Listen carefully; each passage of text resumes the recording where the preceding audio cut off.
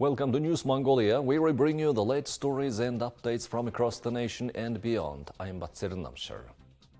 On News Mongolia today, the first meeting of the Gobi Regional Council was held in Sanshan, Torngo Province. Mongolia launched its first GMP-certified injectable drug factory in partnership with South Korea. Consumer prices for goods and services in Ulaanbaatar increased by 9.8% compared to 2024. For the news, stay tuned.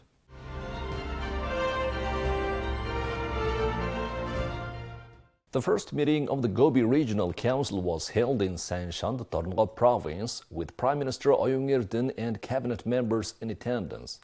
The government officials visited an exhibition highlighting tourism and small and medium-sized enterprises in the region. During the meeting, the Prime Minister delivered a speech on regional development reform, followed by an open discussion. The Gobi region is positioned to become a diversified industrial hub and green energy sub-region. The Council is tasked with aligning the development policies of Röpsumbur, Torngo, Umungo, and Tondro provinces with a unified strategy. The meeting's discussions covered the Gobi Regional Development 2040 program, legal frameworks, investment opportunities, infrastructure projects, regional characteristics, and quality of life. The key objective of regional development is establishing balanced local development with the immediate goal of increasing household income, providing residents with safe, secure, and reliable jobs, and creating citizen-centered environments. The broader goal is to strengthen economic ties with China and South Asia and promote tourism based on the Gobi's unique landscapes, cultural heritage, and paleontological resources. To support this vision, the government plans to establish logistics centers and dry ports in Darnzadrud and Choir, develop a cultural and tourism zone and geopark in Dondrov, and implement the Orhung-Ung and Hirlenton water supply projects. The government plans to implement 38 projects across the Gobi region, focusing on transport and logistics, urban development, ports, culture, tourism, education, health, energy, industry, and services. There is a need for substantial infrastructure investment, specifically the construction of roads connecting Chör, Mandlrov, and Arwahir should be prioritized and completed in the shortest possible time. Port classifications at Rashonshuet, Shivehurung, and Heng will be upgraded to increase throughput capacity. A coal-based industrial and technological park will be established in Umungo province, and the local airport will be expanded to a Class 40 facility. Development plans also include a logistics center for construction and raw materials in the Zaming-Ud Free Economic Zone. Significant initiatives have been taken at the local level to work on projects to reduce energy dependence, including the construction of power plants based on brown coal deposits to benefit the region and the entire country. Several of the government's 14 mega-projects will be implemented in the Gobi region. These include cross-border railways at the Rashonshuet-Khansmot, Heng-Mandl, and Shivehurun-Sehe crossings, a coal and coke-chemical complex, an oil refinery, and a 450-megawatt thermal power plant. Mongolia has launched its first GMP-certified injectable drug factory in partnership with South Korea, aiming to produce up to 40 million ampoules annually and boost domestic pharmaceutical production capacity.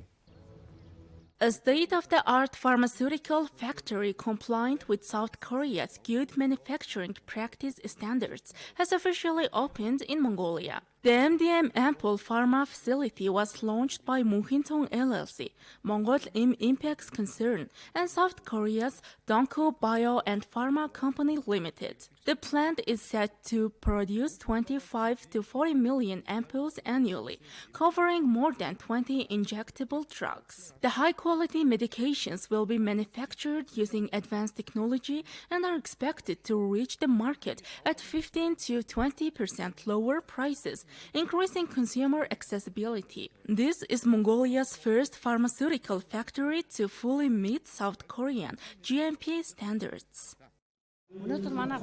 People haven't had much confidence in domestic pharmaceuticals, but we are changing that by adopting advanced foreign technology, inviting international experts, and training our workforce. Through this, I believe we have taken Mongolia's pharmaceutical sector to a new level. Thanks to our partnership with Dongku, we have received great human resource development support. Their experts are training our staff here and also offering hands-on experience to Mongolian professionals at their facilities in Korea. So, this isn't just about production. It's also a major intellectual investment in Mongolia. We have mapped out a step-by-step export plan. First, we will target Central Asian countries, then African nations, and eventually export to Korea. Since this factory meets Korean GMP standards, we foresee no issues entering the South Korean market in the future. Mongolia imports approximately $30 million in pharmaceuticals annually, with injectable drugs accounting for about $5.1 million. The government has set a goal to meet 30% of its pharmaceutical demand through local production. Presentations at the factory launch ceremony emphasized that this development positions Mongolia to become a regional player in pharmaceutical manufacturing. Consumer prices in Mongolia rose by 8.6% in April compared to the same time last year. The latest data from the National Statistics Office shows that the sharpest increases came from services, meat and household essentials, with inflation picking up speed nationwide. According to the National Statistics Office, consumer prices across Mongolia increased by 8.6% in April 2025 compared to the same period in 2024. Food prices rose by 6.8%, non-food goods by 9.4%, and service prices saw the highest increase at 17%. Other goods went up by 6%. A major factor in the food price increase was the 13.7% rise in the cost of meat and meat products. Beef prices climbed by 13.2%, horse meat by 2.5%, and mutton and goat meat prices rose sharply by 17.1%. The price index for bread, flour, and rice increased by 3.9%. Bread and other baked goods rose by 5.9%, and instant noodles saw a 19.3% price hike. In Ulaanbaatar, the consumer price index went up by 9.8% compared to the same period last year. This increase was driven by a 2.6 percentage point contribution from imported goods and 6.1 percentage points from domestic goods. The average retail price of 1 kilogram of beef in April reached 22,929 MNT. This marks a 21.7% increase from April 2023. And 14.1% from April 2024. The average price of first-grade flour was 2,229 MNT per kilogram, 1% lower than in April 2023 and 9.1% lower than in April 2024.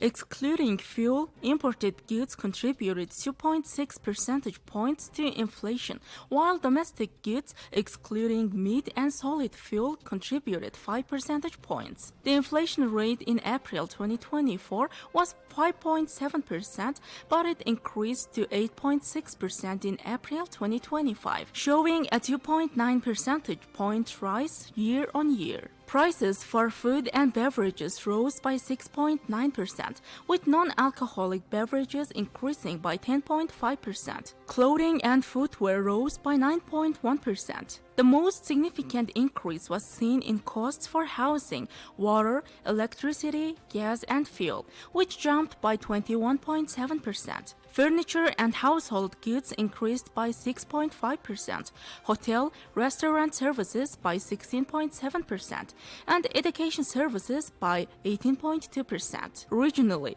the most notable increases were recorded in different categories. In the western region, goods prices rose by 6.9%.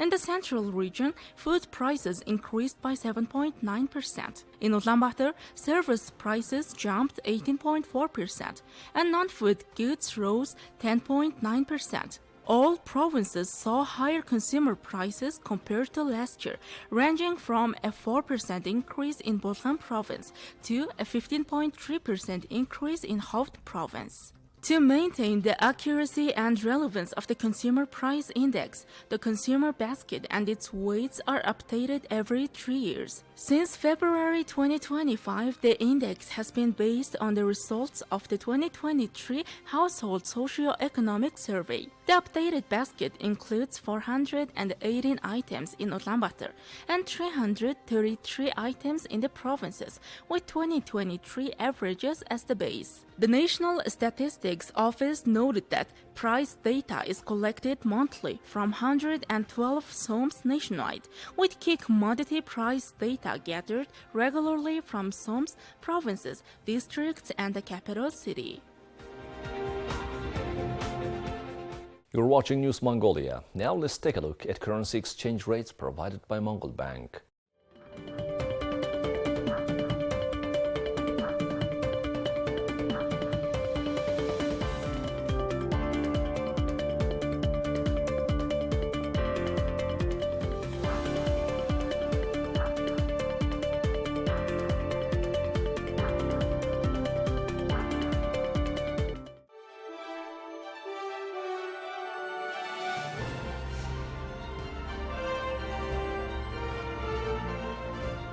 Now let's take a look at international news from our partner agencies. In a United Nations meeting on Tuesday, Palestinian Ambassador Riyad Mansour sharply criticized Israel for maintaining its total blockade of the Gaza Strip. The blockade began after a ceasefire deal collapsed more than 10 weeks ago, halting the entry of all humanitarian aid. Mansour called on the international community to act urgently to stop what he described as collective punishment of the Palestinian people. Israel's UN ambassador defended the blockade, saying aid was being used to support Hamas. He accused UNRWA of ignoring militant activity within its staff and facilities. Israel claims a dozen UNRWA employees took part in the October 7th attack. The agency denies this and says it removes any staff linked to the armed groups. But because Israel has been openly and brazenly blocking humanitarian aid for over 2 months now, this is engineered starvation. It is the most inhumane form of torture and killing. 2.1 million people are at risk of famine, with 500,000 faced with a catastrophic situation of hunger and starvation, illness, and death. Around this table, Israel is weaponizing aid, unleashing famine, which impact is felt most by the smallest children. If ever more proof was needed for the intention to destroy the Palestinian people in Gaza, this manufactured famine is the ultimate proof. Experts warn Gaza is on the brink of famine. Nearly 500,000 people face starvation and another million lack basic food. A US-backed group, the Gaza Humanitarian Foundation, proposed a new aid system aligned with Israel's demands. But the UN and aid agencies oppose it, saying Israel shouldn't control distribution. Hamas released Eden Alexander, the last American hostage in Gaza, calling it a goodwill gesture. The release comes ahead of President Trump's visit to the region. Palestinian envoy Riyad Mansour expressed hope the visit might help ease the 19-month conflict. Well, that's all for today. Thank you for staying with us. We'll see you tomorrow with more news and updates. Goodbye.